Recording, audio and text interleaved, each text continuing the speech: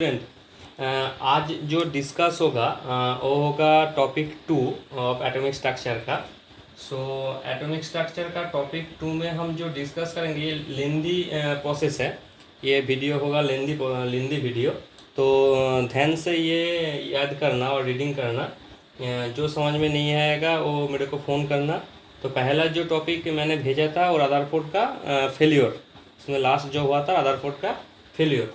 सो उसके बाद failure, Rutherford का फेलियर दो था। एक था स्टेबिलिटी ऑफ एटम, ये एक्सप्लेन नहीं किया। Number 2 line spectrum of hydrogen, ये भी एक्सप्लेन नहीं किया। तो इसका एक्सप्लेनेशन करने के लिए कौन आया था? देन आएगा नील्स बोर। ये नील्स बोर का डिटेल्स देखने से पहले हम लोग यहाँ पे कुछ फिजिक्स का टॉपिक करेंगे, ठीक है। तो यहाँ पे आज टॉपिक जो होगा, इस टॉपिक के अंदर electromagnetic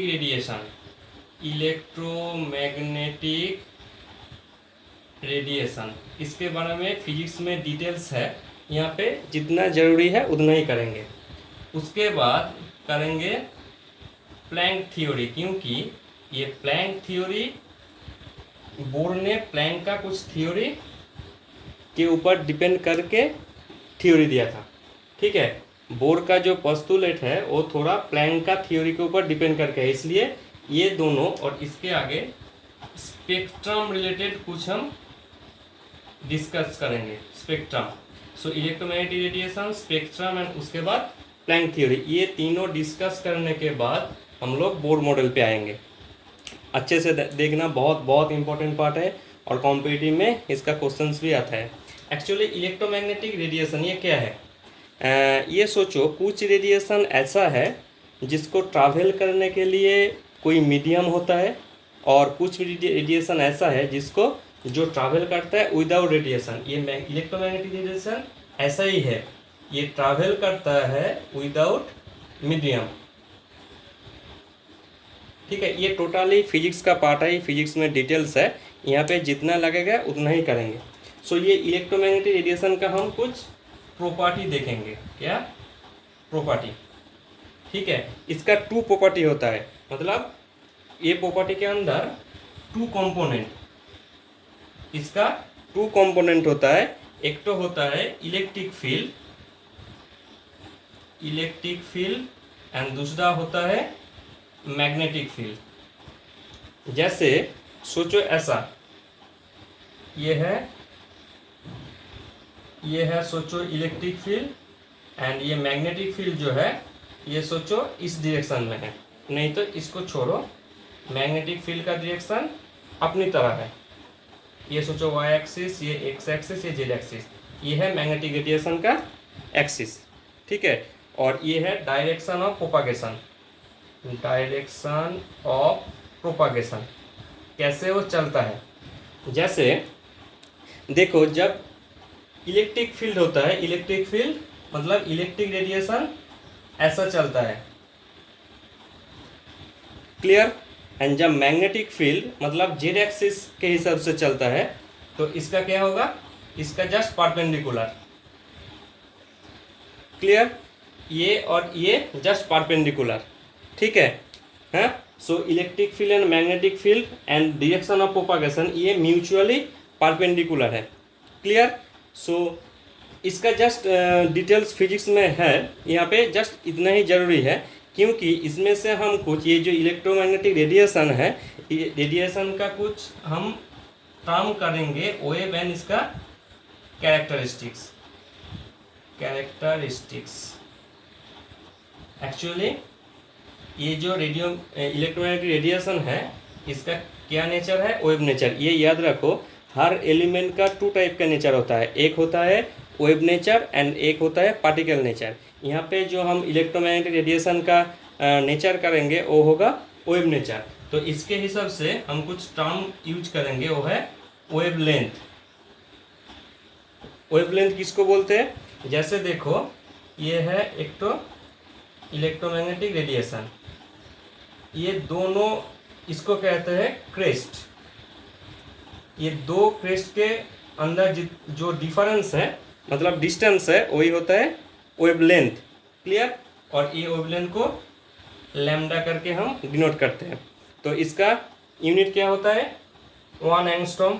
1 angstrom means 0.1 nanometre. Means इसका मीटर में सेमी में आएगा तो 10⁻⁻8 सेमी। क्लियर, इसका यूनिट है। सो वेवलेंथ मतलब द डिफरेंस कॉन्जिक्यूटिव क्रेस्ट, मतलब दो कॉन्जिक्यूटिव क्रेस्ट के अंदर जो डिफरेंस डिस्टेंस होता है वही होता है वेवलेंथ। इसका साइन है लैम्डा। इसके बाद देखो फ्रीक्वेंसी। फ्रीक्वेंसी का साइन है न्यू। इसको कहते हैं न्यू। फ्रीक्वेंसी मतलब number of waves passing through a point in 1 second. Clear. So इसका डेफिनेशन एक बार याद करके रख लो। उसके बाद है स्पीड ऑफ रेडिएशन। और स्पीड ऑफ रेडिएशन को छोड़ो, स्पीड ऑफ वेव। इसको हम ऐसे लिखो, सी मतलब इसको भी लिख लो। क्लियर। स्पीड मतलब क्या है? स्पीड मतलब इसके साथ फ्रीक्वेंसी का जो रिलेशन है न्यू इंटू लैम्डा, बहुत इंपॉर्टेंट रिलेशन है। ये यहाँ पे करने का वजह क्या है? क्योंकि इसमें से मैथ आता है, छोटा छोटा मैथ, ये इम्पोर्टेंट है। क्लियर।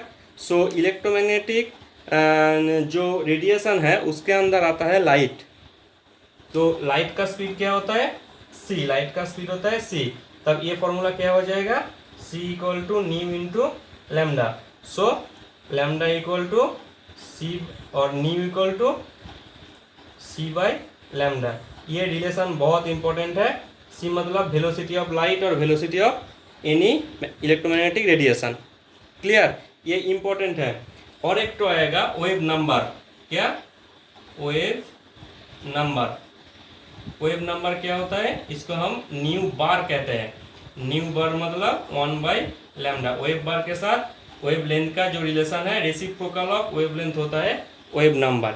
ये जस्ट इक्वेशन से छोटा छोटा करके सम्स आएगा। ठीक है। तो ये था हमारा फिजिक्स का मेनली होता है ये चैप्टर। लेकिन हमारा केमिस्ट्री में शुरू में ये जो इलेक्ट्रोमैग्नेटिक रेडिएशन, याद रखो कि ये जो इलेक्ट्रोमैग्नेटिक रेडिएशन ये टोटली वेव नेचर के ऊपर डिपेंड करके है। क्लियर। ये जो मैंने ये दिया ये एक्चुअली वेव नेचर के ऊपर डिपेंड करके। उसके बाद देखो, सो इलेक्ट्रोमैग्नेटिक रेडिएशन देख लिया। Actually the different electromagnetic radiation have different wavelength, that is different colour in visible light. जैसा सोचो लाइट, ये वाइट लाइट है, ये जो वाइट लाइट है ये वाइट लाइट के अंदर 7 कलर है, जैसे विबजियोर। ये एक एक कलर का वेवलेंथ अलग अलग है, डिफरेंट है। Clear. So every different electromagnetic radiation have different wavelength. जैसा लाइट एक इलेक्ट्रोमैग्नेटिक रेडिएशन है, एक्सरे रेडियोएक्टिव इलेक्ट्रोमैग्नेटिक रेडिएशन है, यूवी रेज है, आईआर रेज है, माइक्रोवेव एक्सेट्रा। क्लियर। सो ये सब है इलेक्ट्रोमैग्नेटिक रेडिएशन। दो wave theory of radiation could successfully explain the phenomenon of interference of diffraction. Light का जो डिफ्रैक्शन होता है, ये वेव जो थ्योरी मैंने अभी बताया है, एवरी एलिमेंट का 2 टाइप का थ्योरी होता है। एक तो होता है वेव थ्योरी, एक तो होता है particle theory. So electromagnetic radiation का जो वेव थ्योरी ये successfully interference of diffraction, interference and diffraction of light successfully explain किया। लेकिन it failed to explain number 1 black body radiation and number 2 photo electric effect. ये दोनों effect को explain करने के लिए वो wave theory of electromagnetic radiation का फेल हो गया। क्लियर। देन सो ये वेव थ्योरी जो है ये फेल हो गया। देन मैक्स प्लैंक इन 1901, क्या कौन? प्लैंक ने ये एक थ्योरी दिया था जो था mainly particle nature of light. पहले जो था वो वेव नेचर था, उसके बाद वो वेव नेचर ये दोनों को एक्सप्लेन करने के लिए फेलियर हो गया। देन मिस्टर प्लैंक ने 1901 में लाइट का पार्टिकल नेचर के ऊपर डिपेंड करके एक थ्योरी दिया था जिसको कहते हैं quantum theory. Quantum theory actually light क्या होता है, एनर्जी ट्रैवल, जब भी एनर्जी ट्रैवल करता है, एनर्जी मतलब लाइट और energy travel in the form of packet. Packet मतलब जैसे सोचो ऐसा एक तो पैकेट, ऐसा एक तो पैकेट, ऐसा एक तो पैकेट। जब भी एनर्जी एमिट और लूज और एमिट करता है और कोई ट्रैवल करता है तो ऐसा पैकेट के हिसाब से ट्रैवल करता है। मतलब लाइट इज ए पार्टिकल। अच्छे से याद रखो, प्लैंक का थ्योरी का नंबर 1 पार्ट, प्लैंक जो थ्योरी दिया था उसका नंबर 1 जो है वो है energy travel in the form of packet, that is light is a particle and they are made of tiny packet of energy. जैसे ऐसा tiny packet of energy. Clear? Light is a particle and they are made up of tiny packet of energy. ये जो packet of energy, packet of energy जैसा ऐसा, इसको कहते हैं quanta. Clear? इसको कहते हैं क्वांटा। और in case of light this packet of energy को कहते हैं फोटोन। क्लियर? एनर्जी जो होता है स्मॉल पैकेट मतलब tiny particle, tiny packet of energy होता है, इसको कहते हैं quanta. And in case of light this packet of energy को कहते हैं फोटोन। सो मैक्स प्लैंक ने एक तो रिलेशन दिया था।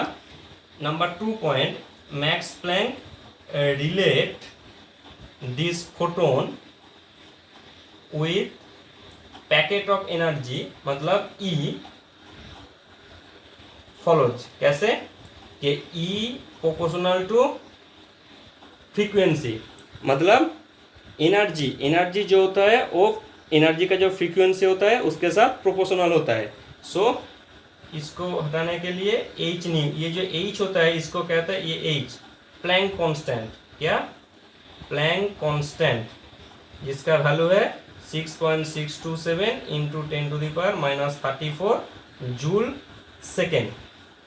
क्लियर? सो 1 फोटोन का जो एनर्जी होगा वो होगा E equal to h nu. मतलब 1 फोटोन का जो एनर्जी होगा वो होगा h nu. For n photon क्या होगा? E equal to n into h in nu. मतलब जब भी कोई इलेक्ट्रॉन एनर्जी एब्जॉर्ब और एमिट करता है, कितना अमाउंट करता है? H nu amount. क्लियर? ये सोचो, एक ये 2 लाइन है, इसका है एच न्यू, फिर इसका होगा 2h न्यू, फिर इसका होगा 3h न्यू, ऐसा इंक्रीज होगा। जब भी इसके अंदर मतलब h new and 2h new मतलब 1.5 कभी भी नहीं हो सकता है। जब भी होगा इंटीग्रल मल्टीपल ऑफ क्वांटम, मतलब बॉडी कैन एमिट और absorb only in terms of the integral multiple of quantum, that is। और इसको तुम ऐसे भी लिख सकते हो, अभी मैंने बताया था कि E equal to h nu मतलब h into c by lambda. Previous जो इक्वेशन था उसमें था ये न्यू मतलब सी बाई लैम्डा। इस इक्वेशन से भी मैथ आता है। तो प्लैंक का ओरिजिनल थ्योरी क्या है कि जब भी कोई इलेक्ट्रॉन एनर्जी एब्जॉर्ब और एमिट करेगा, कितना अमाउंट करेगा? H nu amount. क्लियर? ये बहुत इंपॉर्टेंट है, ये बोर्ड थ्योरी में काम में आएगा। सो प्लैंक ने ये थ्योरी दिया था। उसके बाद देखो ऑन द बेसिस ऑफ इसके बाद जो होगा वो होगा expansion of photo electric effect. Clear? Wave theory fail हो गया। On the basis of particle theory, particle nature of energy, Einstein explain this effect on the basis of quantum theory. According to him, electron in metals are held together by strong attractive force। मतलब सोचो ये एक metal है और इसके साथ जो electron है, ये इलेक्ट्रॉन एंड मेटल के बीच स्ट्रॉन्ग एट्रैक्टिव फोर्स है, स्ट्रॉन्ग एट्रैक्टिव फोर्स है। ठीक है? So to overcome these force certain amount of energy is required. मतलब ये जो अट्रैक्टिव फोर्स है मेटल सरफेस एंड इलेक्ट्रॉन के बीच, इस अट्रैक्टिव फोर्स को हटाने के लिए, मतलब ये इलेक्ट्रॉन को बाहर जाने के लिए इस अट्रैक्टिव फोर्स को ओवरकम करना पड़ेगा। क्लियर? वो जो ये ओवरकम करने के लिए जो एनर्जी लगता है वही होता है, अच्छे से देखो इसमें है अट्रैक्टिव फोर्स, इसको ये अट्रैक्टिव फोर्स को ओवरकम करने के लिए कुछ काम करने का ज़रूरत है। वो जो काम करने का ज़रूरत है उसको कहते हैं वर्क फंक्शन, वो है ये वर्क फंक्शन।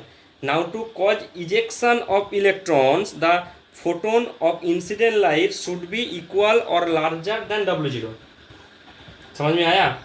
मतलब जो हम लाइट देंगे इसमें, मतलब जो एनर्जी इसमें देंगे उस एनर्जी का क्या होगा, ये जो अट्रैक्टिव फोर्स है ये फोर्स से ज़्यादा होना चाहिए और इक्वल होना चाहिए।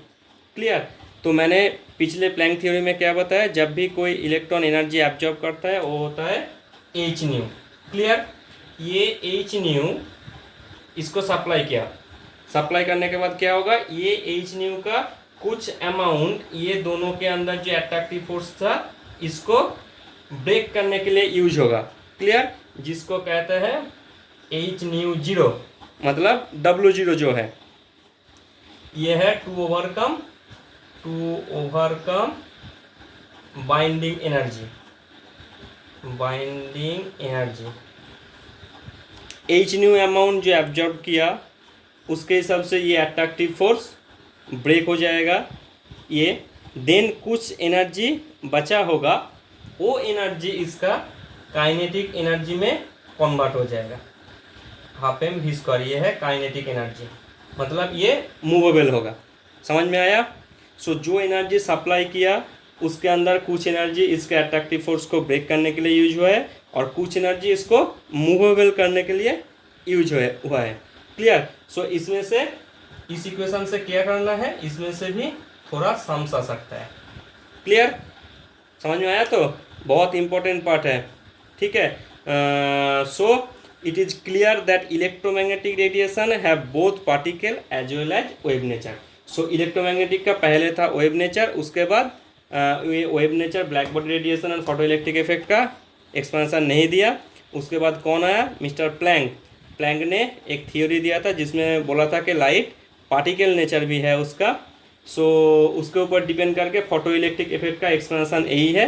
ये जस्ट एक बार रीडिंग करना है, ये फिजिक्स में बहुत कुछ है इसके बारे में।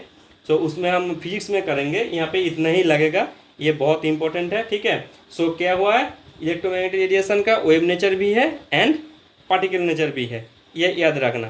क्लियर? सो ये इलेक्ट्रोमैग्नेटिक रेडिएशन से यही करना है मेरे को, पहले वेव नेचर के अंदर कुछ रिलेशन जिसमें से सम्स आता है और पार्टिकल नेचर के अंदर मैक्स प्लैंक का जो थ्योरी है वो इम्पोर्टेंट है एंड फोटो इलेक्ट्रिक इफेक्ट वाला ये इक्वेशन इंपॉर्टेंट है। क्लियर? ये आइंस्टाइन ने दिया था ये फोटो इलेक्ट्रिक इफेक्ट का एक्सप्लेनेशन। सो ये हुआ था। इसके बाद देखो spectrum, what is spectrum. So question क्या है, व्हाट इज स्पेक्ट्रम, बहुत अच्छे से देख लो, ये बहुत इंपॉर्टेंट है। सोचो एक तो गैस जा रहा है जिसमें हाइड्रोजन गैस है। क्लियर? इसमें इसको तुम हीट किया और इसमें हीट किया नहीं तो वाइट लाइट पास किया, वो छोड़ो, ये देखो, सोचो ये एक वाइट लाइट है, ये प्रिज्म के अंदर गया, प्रिज्म के अंदर के जाने के बाद इसमें एक स्क्रीन है, ये स्प्लिट हो गया। स्प्लिट मतलब वो वीव जीओर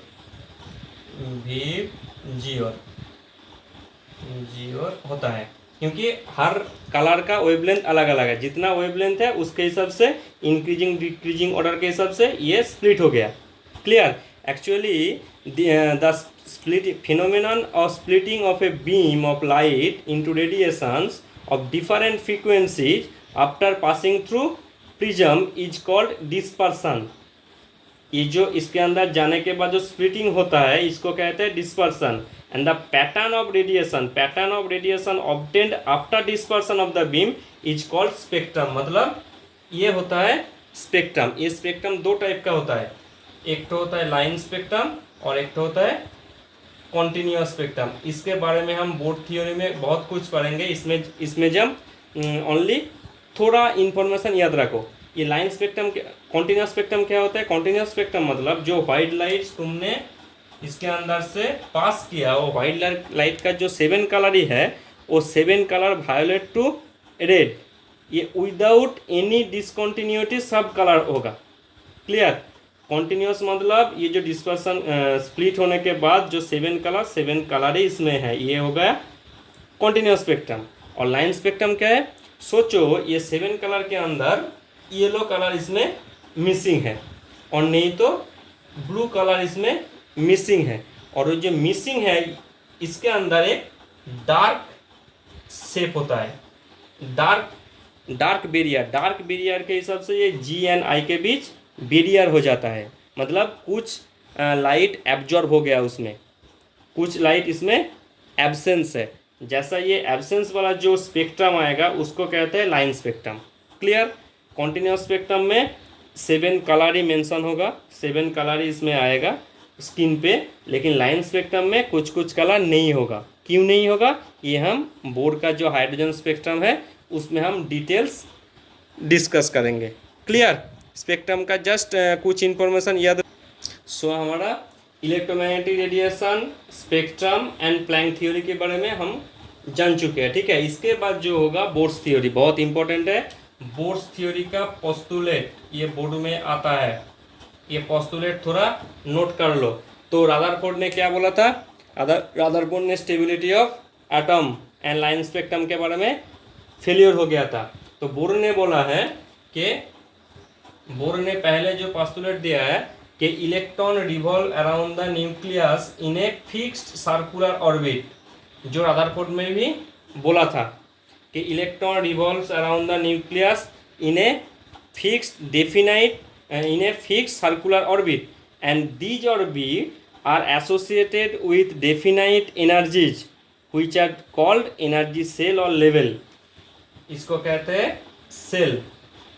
इलेक्ट्रॉन जो रिवॉल्व करता है अराउंड न्यूक्लियस, वो सेल का एनर्जी फिक्स्ड है, डेफिनाइट है, मतलब क्वांटाइज्ड है।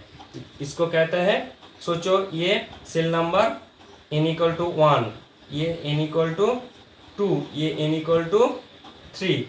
ये जो n है, n मतलब जब n=1 होगा उसको कहते हैं k सेल, जब n=2 होगा उसको कहते हैं l सेल, जब 3 होगा l सेल, m सेल, ऐसा होगा, ऐसा नाम दिया था। क्लियर? ये n क्या है? n है principal quantum number, principal quantum number. Bohr ने इंट्रोड्यूस किया प्रिंसिपल क्वांटम नंबर, बहुत इंपॉर्टेंट है। Clear? Only those fixed orbit have permitted in which the angular momentum of the electron is a whole number multiple of h/2 pi। अच्छे से समझ लो, ये जो electron revolve कर रहा है कैसे रिवॉल्व होगा? ये इलेक्ट्रॉन का एंगुलर मोमेंटम मतलब mvr, ये होगा integral multiple of h/2 pi। मतलब इसका एंगुलर मोमेंटम h/2 pi होगा तो इसका होगा 2 × h/2 pi, इसका होगा 3 × h/2 pi, जहाँ पे n होता है 1 2 3 डॉट डॉट डॉट डॉट। ये एंगुलर मोमेंटम क्या है? ये फिजिक्स में डिटेल्स है, थोड़ा देख लो। जैसे सोचो ये एक वेक्टर है L एंगुलर मोमेंटम मतलब L रेडियस एंड मोमेंटम, ये वेक्टर है। सो R × mv। देखो ये इलेक्ट्रॉन रोटेट कर रहा है, मतलब ये इलेक्ट्रॉन का मास एंड इसका वेलोसिटी होगा v। सो देखो रोटेट कर रहा है मतलब ये और ये, इसके बीच एंगल क्या है? ये रेडियस, इसके बीच जो एंगल होगा ये एंगल होगा 90 डिग्री। सो ये वेक्टर को उठाने के लिए क्या होता है? R × mv sin theta. Sine theta मतलब साइन 90 डिग्री, 90 डिग्री मतलब 1 होता है, इसलिए होता है mvr। ये होता है एंगुलर मोमेंटम, ये फिजिक्स में डिटेल्स है। अभी याद रखो कि angular momentum of electron should be equal to nh/2 pi, बहुत इंपॉर्टेंट है। सो क्या हुआ? Number 1, the electron revolves around the nucleus in a fixed circular orbit, these orbit are associated with definite और energies which are called energy cell or level. These are number as 1, 2, 3 SA and designated as KLM cell. Number 2, only those fixed orbits are permitted in which the angular momentum of the electron is a whole number multiple of h by 2 pi. Clear? Number 3, अच्छा एक बार याद करो, ये बहुत important है। Bore ने इसके ऊपर डिपेंड करके ये जो वैल्यू दिया, इसके ऊपर डिपेंड करके यहाँ से हाइड्रोजन एटम का रेडियस का कैलकुलेशन किया था। रेडियस का कैलकुलेशन बहुत इंपॉर्टेंट है। देखो रेडियस का कैलकुलेशन कैसे करेंगे हम, सोचो यहाँ पे न्यूक्लियस है, ये इलेक्ट्रॉन रिवॉल्व कर रहे हैं। क्लियर? इलेक्ट्रॉन रिवॉल्व कर रहे हैं। सो एक पॉजिटिव चार्ज और नेगेटिव चार्ज, इसके बीच जो होता है वो होता है electrostatic force of attraction. Electrostatic force of attraction. Clear? Only ये फोर्स होगा तो ये तो इसके अंदर आ जाएगा, मतलब उसका कोई एग्जिस्टेंस नहीं था, जो रदरफोर्ड ने एक्सप्लेनेशन नहीं दिया था। तो देखो इसके बाद ये तो रोटेट कर रहा है, मतलब रोटेट करने के बाद इसके अंदर जो फोर्स क्रिएट होता है वो होता है सेंट्रीपेटल फोर्स। मैंने रदरफोर्ड में बोला था कि ये electrostatic force of attraction convert हो जाता है सेंट्रीपेटल फोर्स में। ये दोनों फोर्स जब इक्वल होगा, मतलब एक electrostatic force of attraction equal to a centrifugal force, then ये रोटेट कर सकता है। कोई एक ज़्यादा हो जाएगा तो ये रोटेट नहीं कर सकता है। ठीक है, तो ये इक्वेशन से हम रेडियस का कैलकुलेट करेंगे। कैसे? सोचो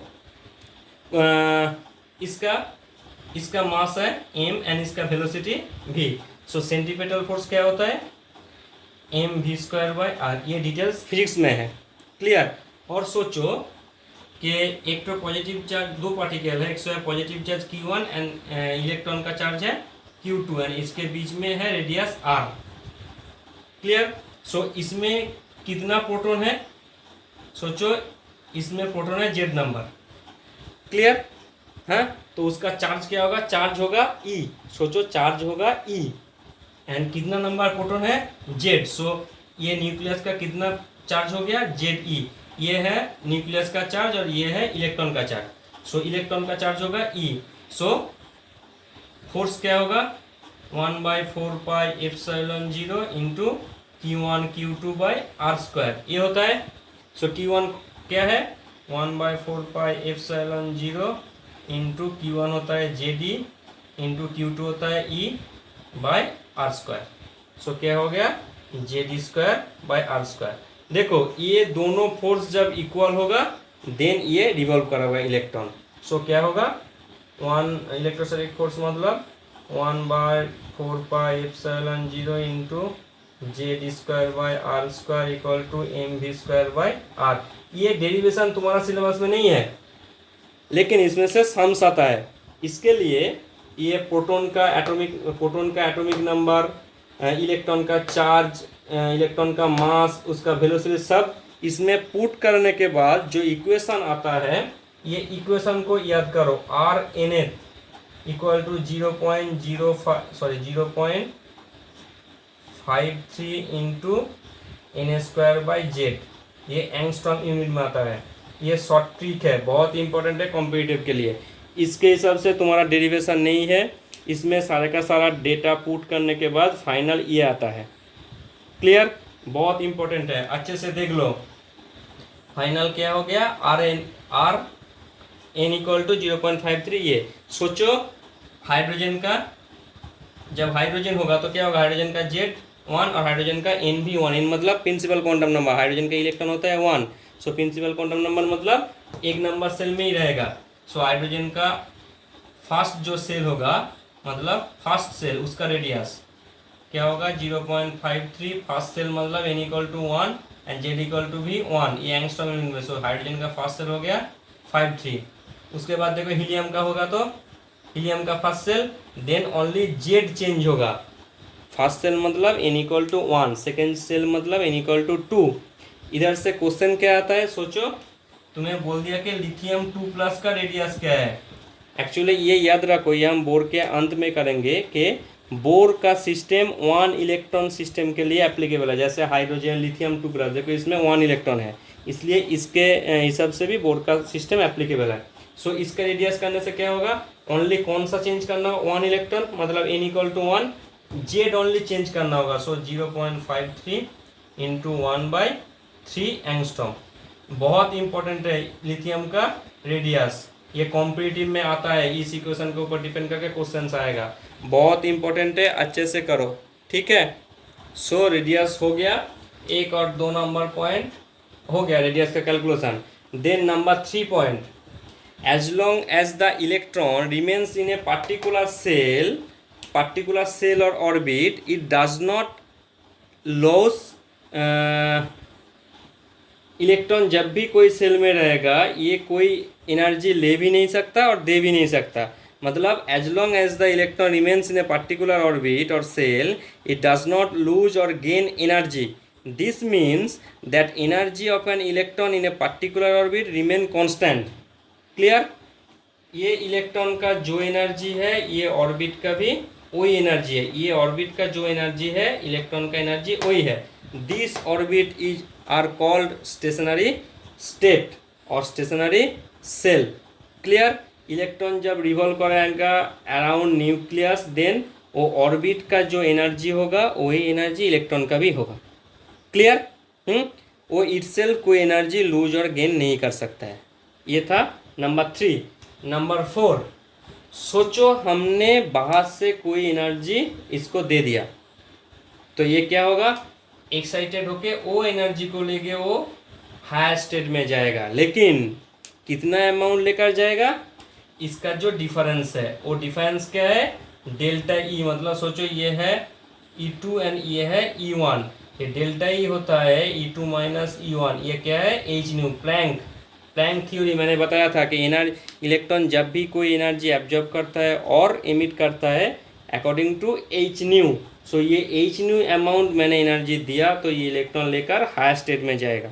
तो नंबर 4 पॉइंट क्या होगा, when energy from some external force is supplied to the electron, it may jump to some higher energy level by absorbing a definite amount of energy equal to the difference in energy between two energy level।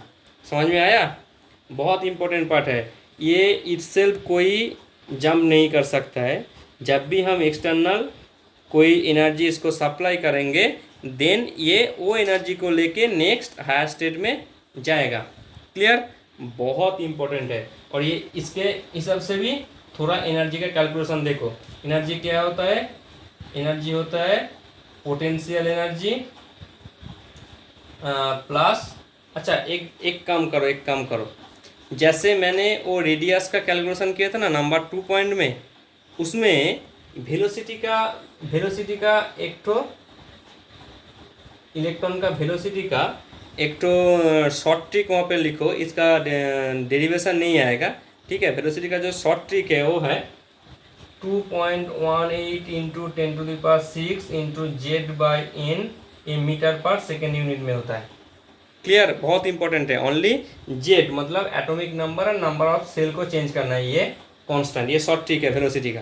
ये भी आता है competitive में only. अच्छा, तो ये energy होता है potential energy and energy of kinetic energy. Clear? बहुत इंपॉर्टेंट पार्ट है potential energy and kinetic energy, बहुत इंपॉर्टेंट है। अच्छा देखो, काइनेटिक एनर्जी क्या होता है, 12mv²। और पोटेंशियल एनर्जी ये फिजिक्स में डिटेल्स है, यहाँ पे हम जस्ट कर रहे हैं कि -Zd²/r। ये कहाँ से आया, वो Q1 Q2 जो मैंने पिछले रेडियस के कैलकुलेशन में फोर्स ऑफ अट्रैक्शन के हिसाब से दिखाया था, उसमें भी आया ये -Zd²/r। ठीक है? इम्पोर्टेंट, बहुत इम्पोर्टेंट है। ये माइनस क्यों लिया, क्योंकि इलेक्ट्रॉन का चार्ज लिया, इलेक्ट्रॉन का चार्ज नेगेटिव होता है इसलिए माइनस ले लिया। सो काइनेटिक एनर्जी, वो जो V का जो मैंने अभी फॉर्मूला दिखाया, वो V का फॉर्मूला इधर पुट करो। पुट करने के बाद इधर से जो तुम्हें करना है कि काइनेटिक एनर्जी का फॉर्मूला, एंड काइनेटिक एनर्जी का जो फॉर्मूला आता है 13.6 into n² Z², Z²/n² electron volt, ये याद रखना होगा। ओनली ये पार्ट याद रखो, बस हो जाएगा। और पोटेंशियल एनर्जी जो होता है वो होता है 2 into 13.6 into Z²/n² electron volt unit में। ये भी कॉम्पिटिटिव के लिए ओनली, यहाँ पे एज यहाँ पे माइनस साइन है इसलिए माइनस होगा। सो टोटल एनर्जी क्या होगा, टोटल एनर्जी इसको ऐड करने के बाद जो होगा वो होगा -13.6 इंटू Z²/n², ये इलेक्ट्रॉन वोल्ट यूनिट में।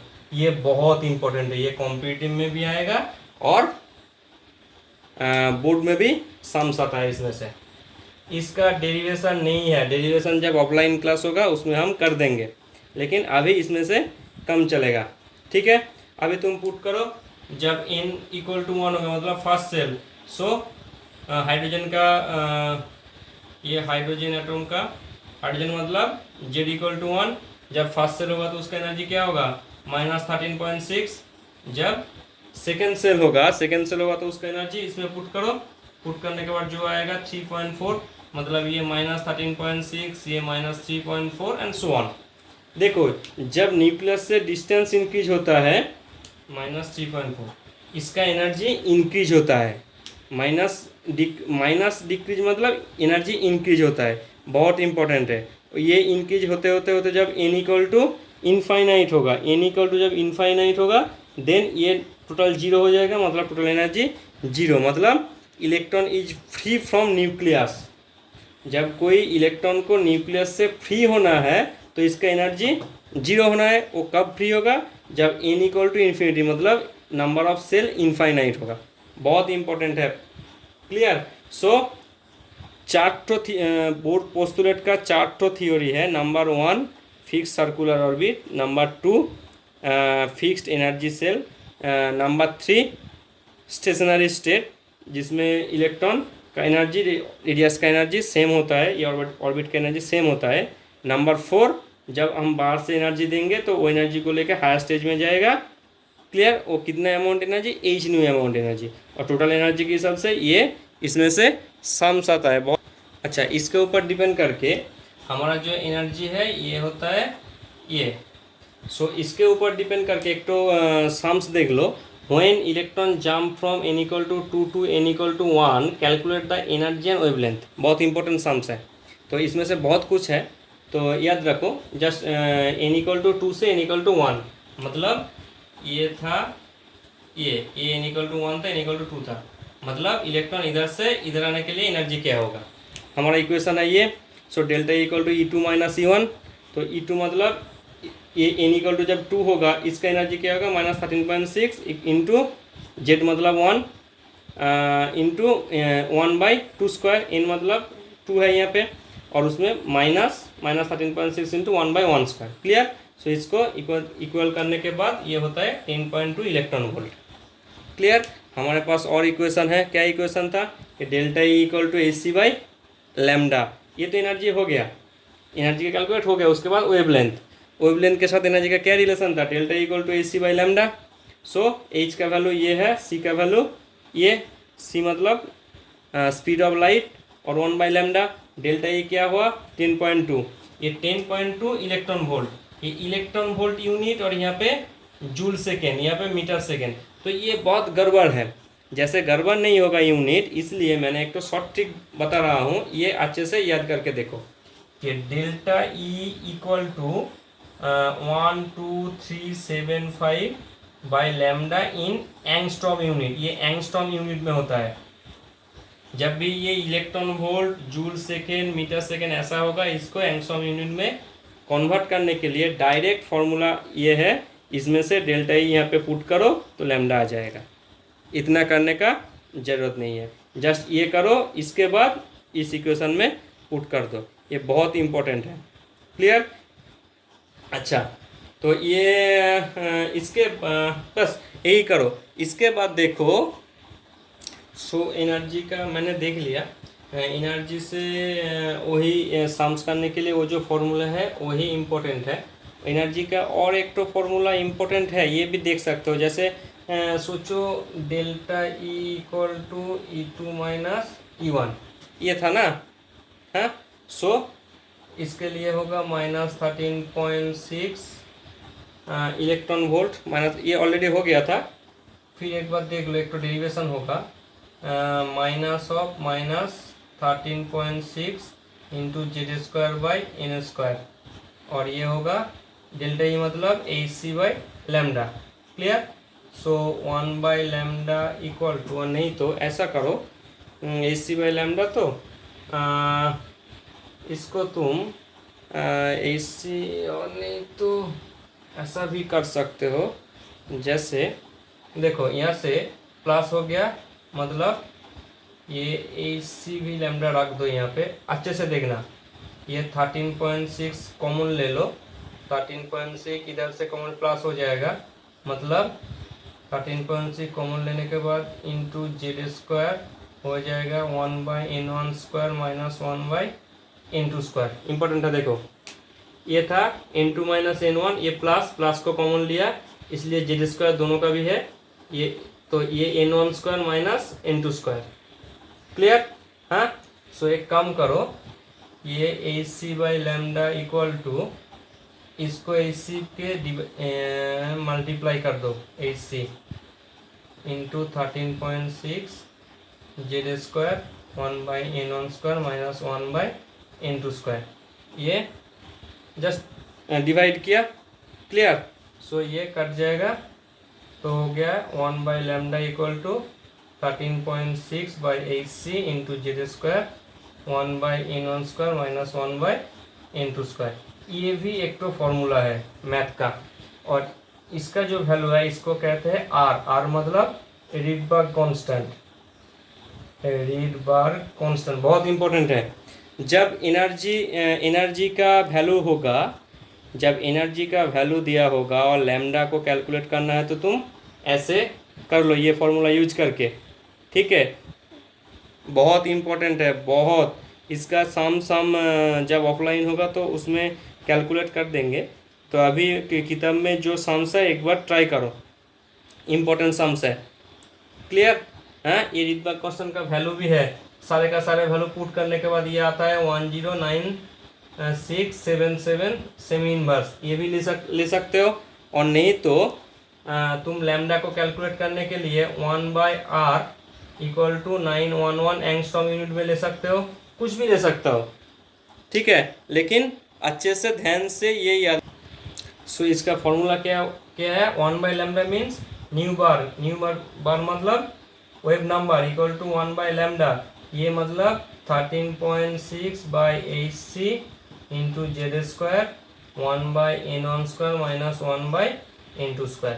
यही फॉर्मूला से सब हो जाएगा। फिर भी देखो, ये न्यू बार मतलब, जब न्यू मतलब क्या है, फ्रीक्वेंसी को कैलकुलेट करने के लिए ये होता है रीडबर्ग कांस्टेंट R। ये जो R कैलकुलेट होगा, R के साथ वेलोसिटी ऑफ लाइट को इनटू करना पड़ेगा। ये जस्ट मैथ के लिए इंफॉर्मेशन एक बार याद करके रखो, बहुत इंपॉर्टेंट है। सो देखो, इसके बाद जो आएगा, सो बोर का सक्सेस क्या था, बोर का पहला सक्सेस था वो स्टेबिलिटी ऑफ एटम एक्सप्लेन कर दिया, कैसे कि electron revolve around the nucleus in a fix circular orbit and उसका एनर्जी भी सेम होगा, वो था स्टेबिलिटी ऑफ एटम। और वो जब कोई सेल में रहेगा तो वो इलेक्ट्रॉन एनर्जी लूज नहीं कर सकते इटसेल्फ। लेकिन रदरफोर्ड ने ये एनर्जी लूज के बारे में कुछ आइडिया नहीं दिया था, इसलिए वो फॉल हो गया। क्योंकि इलेक्ट्रोमैग्नेटिक रेडिएशन के हिसाब से जब एनर्जी रिवॉल्व करता है, सो उसका एनर्जी लूज होता है, तो इसके बाद ये लूज होते ये न्यूक्लियस के साथ कोलाइड कर जाता है। इसका एक्सप्लेनेशन रदरफोर्ड ने नहीं दिया था। बोर ने बोला है कि ये जब एनर्जी रिवॉल्व करेगा तो इसका एनर्जी और ऑर्बिट का एनर्जी भी सेम होगा, कोई एनर्जी लूज नहीं होगा। तो स्टेबिलिटी ऑफ एटम था। उसके बाद बोर ने radius of atom and velocity and energy of electron calculate किया। उसके बाद एन मतलब प्रिंसिपल क्वांटम नंबर का आइडिया दिया। उसके बाद देखो एक्सप्लेनेशन ऑफ एटॉमिक और लाइन स्पेक्ट्रम, ये मैंने थोड़ा आगे ही बताया। लाइन स्पेक्ट्रम तो क्या होता है, देखो बहुत इंपॉर्टेंट पार्ट है ये लाइन स्पेक्ट्रम, ठीक है, बहुत इंपॉर्टेंट पार्ट है। अच्छे से ध्यान में रखो कि यहाँ से क्वेश्चन आता है कि बोर ने कैसे हाइड्रोजन का एटम का लाइन स्पेक्ट्रम का आइडिया दिया था। क्लियर। तो क्या हुआ था, यहाँ पे सोचो, यहाँ पे एक तो हाइड्रोजन गैस है, यहाँ पे वाइट लाइट पास के इसको हीट किया, ये वाइट लाइट था, इसमें एक तो स्किन था जिसमें ये विबजियोर था। मैंने क्या बताया था, लाइन स्पेक्ट्रम। लाइन स्पेक्ट्रम में क्या हुआ था, कुछ कलर मिसिंग था। क्यों मिसिंग था, देखो जब इलेक्ट्रॉन, सोचो इसमें इलेक्ट्रॉन है, बाहर से मैंने H new amount energy supply किया, तो इसको लेकर ये एक्साइटेड होके दूसरा कोई सेल में चला गया, दूसरा कोई सेल में ये चला गया यहाँ पे, लेकिन वो एक्साइटेड है, उसको फिर स्टेबल सेल में आना है। स्टेबल मतलब जिसका एनर्जी सबसे लोएस्ट है उसका वो स्टेबल पोजीशन में है, तो ये फिर इधर से ये इसमें आएगा। अच्छे से देखो, ये जो मैंने H न्यू अमाउंट एनर्जी दिया था, ये दोनों सेल का जो डिफरेंस है, ये डिफरेंस का जो एनर्जी होगा वो एनर्जी वो एब्जॉर्ब कर सकता है। ये कलर में जिसका वेवलेंथ, जिसका फ्रीक्वेंसी के साथ इसका जो H न्यू है, ये जो न्यू जिसका फ्रीक्वेंसी के साथ जिसका कलर मैचिंग होगा उस कलर को ये एब्जॉर्ब कर लेंगे। एब्जॉर्ब करने के बाद वो हाई स्टेज में जाएगा, देन वो फिर वापस आएगा। अच्छे से देखो, जो कलर इसमें से, जो कलर का फ्रीक्वेंसी ये डिफरेंस के हिसाब से मैच होगा वही कलर ये एब्जॉर्ब कर लेंगे। ये एब्जॉर्ब हो जाएगा तो इसमें कलर शो नहीं करेगा, इसलिए जो स्पेक्ट्रम होता है वो होता है लाइन स्पेक्ट्रम। अच्छे से देखो, सोचो यहाँ पे ब्लू कलर का जो फ्रीक्वेंसी है और ये इलेक्ट्रॉन का जो एनर्जी सप्लाई किया, ये दोनों का फ्रीक्वेंसी सेम है, इसलिए ये ब्लू कलर है, इलेक्ट्रॉन